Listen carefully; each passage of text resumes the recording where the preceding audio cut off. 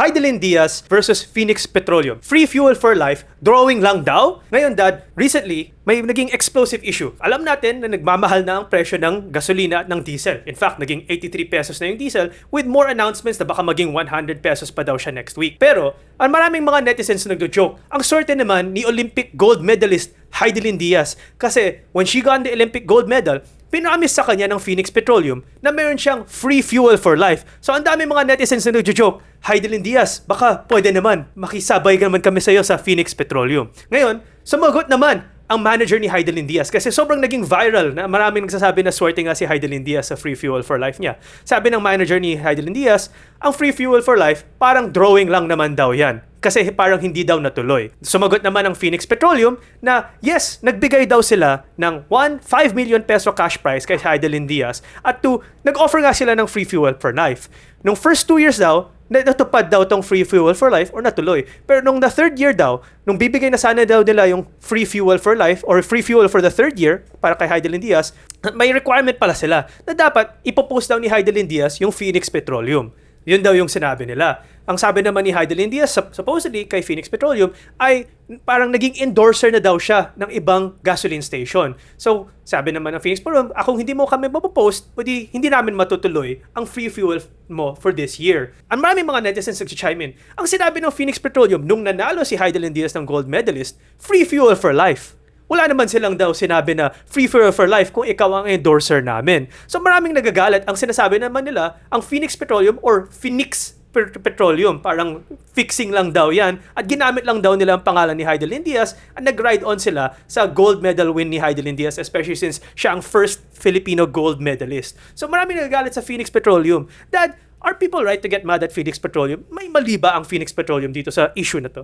Well, there are two sides kasi here, no? So, unahin natin yung legal side na sinasabi nga, no? So, ang tanong kasi dito, meron bang contractual agreement between Phoenix Petroleum and Heidelin Diaz? O ito ay verbal pledge lamang or public pledge lamang or pinangako lamang ito in public, no? Kasi kung pinangako lang ito in public without any contractual agreement, hindi siya binding, no? Kasi for a contract to be binding, dapat merong consideration, may exchange, no? So, ibig sabihin, may ibibigay sa iyo, may kapalit kang ibibigay. So, yun ang kontrata. Legally binding ang kontrata pag merong consideration, no? May exchange na sinasabi natin. So, pangalawa, kung yung donation is more than 5,000, under the law kasi, pag yung donation mo is more than 5,000 pesos, dapat meron binding document. So, ang tanong diyan, meron bang ginawang dokumento ang Phoenix legally na pinirmahan nila na nakapapel na binigay kay Heidelin Diaz committing to donate that amount or to donate those kind of privileges. In the absence of that, hindi siya legally binding. So, on the legal side,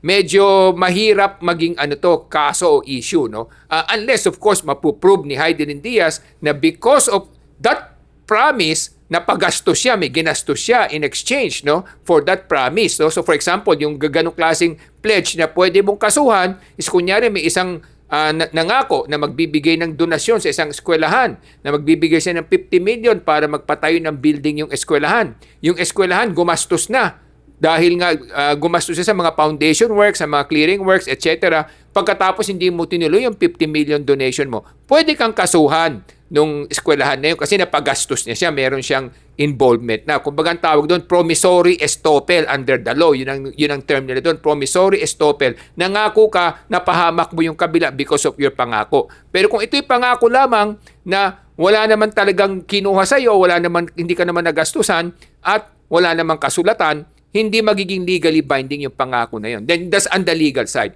Now, on the second side, yung tingnan natin yung moral side na sinasabi natin, hindi na to tungkol sa kung ano yung pwedeng kasuhan o hindi. Ito yung pinag-uusapan dito kung ano yung dapat at tamang paraan sa relasyon o sa pakikitungo sa kapwa. On the moral side kasi kung titingnan mo, may pagkukulang ngayong Phoenix kasi hindi nila binigyan ng konsiderasyon, hindi nila sinabi na hayagan na bibigyan ka namin ng free fuel kung ikaw ay magiging endorser namin. So yun ang medyo nagkaroon ng moral weakness yung point ng Phoenix Petroleum in terms of the reputation of Phoenix Petroleum. But on the other end of the game then, on the moral side, dahil sinabi ni Heidelin Diaz, meron na siyang ine-endorse na ibang gas station o fuel station, it's also not fair for Phoenix. Kasi parang ganito yan nakikinabang ka sa Phoenix, pero iba naman yung tinutulungan mo, ini-endorse mo. You have to look at it at both sides Of course, on the reputational side, medyo na-damage yung reputasyon ng Phoenix Petroleum kasi parang hindi sila tumutupad sa kanilang pinangako.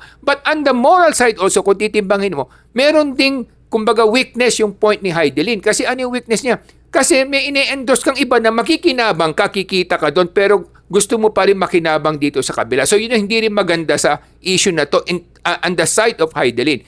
Okay lang sana kung wala siyang ibang ine-endorso pero nakikinabang sa'yo kasi pinangako mo yon. That's fine. But since may ine-endorso kang iba, hindi rin fair yon para sa Phoenix Petroleum. To be objective, kasi nga kinakailangan timbangin natin para sa ganun maunawaan natin na kung ano yung tamang direksyon o tamang landas na ating tahakin, hindi tayo kaagad manghuhusga ng kapwa kasi para ma-analyze natin sino ba yung tama, sino yung mali o ano yung dapat na tahakin nilang dalawa. So sa akin, in fairness to both, dapat sana kung ganun, nagkaroon sila ng kasunduan na o sige, pagkatapos mo ng time limit mo diyan sa endorsement mo niyan, may period naman, normally ang endorsement naman may period, let's say 1 year. After 1 year, di pwede ka namin ulit bigyan ng free fuel, pero kami naman i-endorse mo. Siguro yun ang dapat na compromise yun. Kasi hindi rin naman fair yun to the other party kung makikinabang ka sa kanya, pero iba yung tinutulungan mo yung kalaban niya. So hindi rin siguro fair yun kahit na sa inyo mangyari yun. Hindi naman siguro patas na papakainin yung isang tao, pero ang tutulungan niya yung kalaban mo, nasasaktan ka pa. Hindi ba? So yun lang ang aking analysis dito. But on both sides, pareho silang may weakness in their point of views. At the same time, meron din sila mga strengths, no? May mga strengths din sila. So, on the Phoenix side, ang strength niya is, binigay ko naman yung pinangako ko kahit na paano yung 5 million na ibigay niya. At I think meron yatang 1 or 2 years na nagbigay rin siya ng free fuel. So, yun ang the strength of Phoenix Petroleum na talagang meron din namang sincerity on their part. On the side of Heidelin naman, kahit na paano, natulungan ko naman kayo kasi nagamit niyo ako na naging sumikat din kayo dahil sa nagbigay kayo ng reward sa akin. So, yun din naman ang strength ni Heidelin. Yung natinanggap ko nga yung donation nyo o yung pledge niyo, yung whatever you have given me, but you also benefited from that publicity, from that advertising na nakuha ninyo. So, those are the strength of the two sides, but they also have weaknesses. Ngayon naman, because of this statement na ginawa ng manager ni Heidelin Diaz, maraming mga netizens that were quick to make a judgment and bashed Phoenix Petroleum before maka-react ang Phoenix Petroleum with an official statement. So, inulan sila ng mga judgmental bashing ng multiple netizens around the country on many comment sections and many posts before nakapagsagot ang Phoenix Petroleum. Ngayon naman, nung nakasagot na yung Phoenix Petroleum explaining the situation, may mga articles, specifically in Visor, saying, let's not be quick to judge kasi meron palang side ang Phoenix Petroleum na hindi nakita before the statement was made. Kasi ang nakitang statement is drawing lang daw. So parang naging blanket statement, parang inassume ng mga tao na hindi talaga tinupad at all. Kasi the word drawing means parang imagination or it never materialized. Pero yun pala, may nagmaterialize kahit konti. So ngayon,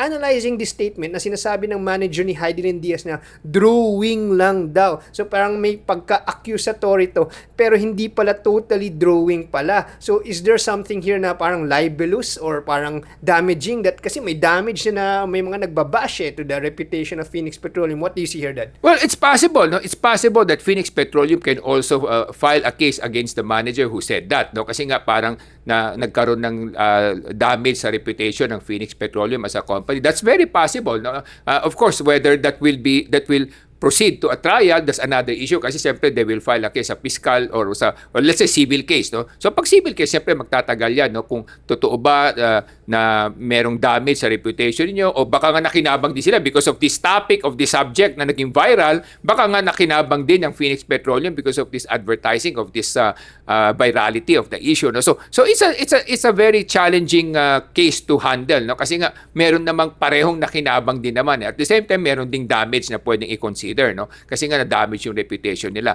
Pero again, yung sinabi kasing drawing din, pag sinabi mong drawing, again, that's subject to a lot of interpretation, no? So, pwedeng drawing kasi nga hindi mo pinulfill completely, no? So, that's also partly a drawing. Di naman sinabing niloko mo kami o hindi ka tumupad. Sinabi niya drawing. Sabi ng drawing kasi, it's a general item, statement na word na napakahirap i-concretize in terms of legal interpretation, no? Kasi that drawing means medyo na-exaggerate. Pwede sabihin niya para parang na-exaggerate yung kanyang definition doon. No? So it's something that's very legal, and it will go through a difficult process of litigation. So in as far as I'm concerned, my suggestion is both parties to come to a good compromise and amicable resolution on the issues. So katulad sinabi ko, yun namang endorsement ni Heidelin Diaz for other gas station is only temporary naman yan. Normally, gano'n naman ang endorsement. May term yan, no? 1 year, 2 years, whatever. No? So, but after that, siguro, then Phoenix Petroleum can continue giving her the free fuel if she can,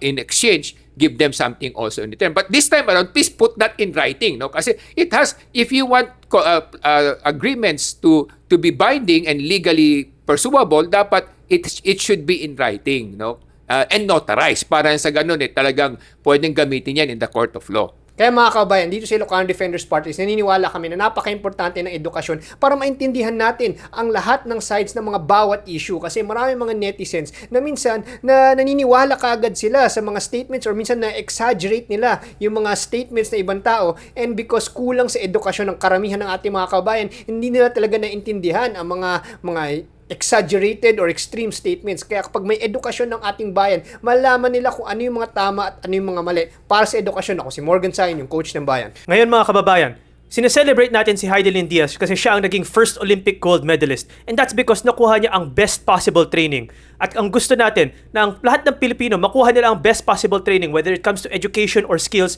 Ang para sila rin, ma-celebrate nila ang mas magandang mga oportunidad, mas magandang mga trabaho at mas magandang kinabukasan. Kaya ang layunin ng Ilocano Defenders Party List ay taas ang antas ng edukasyon para sa lahat ng Pilipino para gumanda ang inyong kinabukasan. Ako po ay si Solomon Sai, ang inyong kuya ng bayan. Isa po sa mga natutunan natin sa issues na to, dapat wag tayong mabilis na manghusga ng kapwa o mabilis manghusga sa mga issues. Dapat nating aralin, suriin, siyasatin ang mga issues para sa ganon malaman natin ang katotohanan at malaman natin kung ano dapat nating patunguhan at tatalakayin na landas sa ating kinabukasan. Kaya napakahalaga sa ating mga kababayan na maitaas ang kaalaman at karunungan para sa ganon magkaroon kayo ng mas matiwasay na kinabukasan. Ako po si Michael Sain, yung dad ng bayan.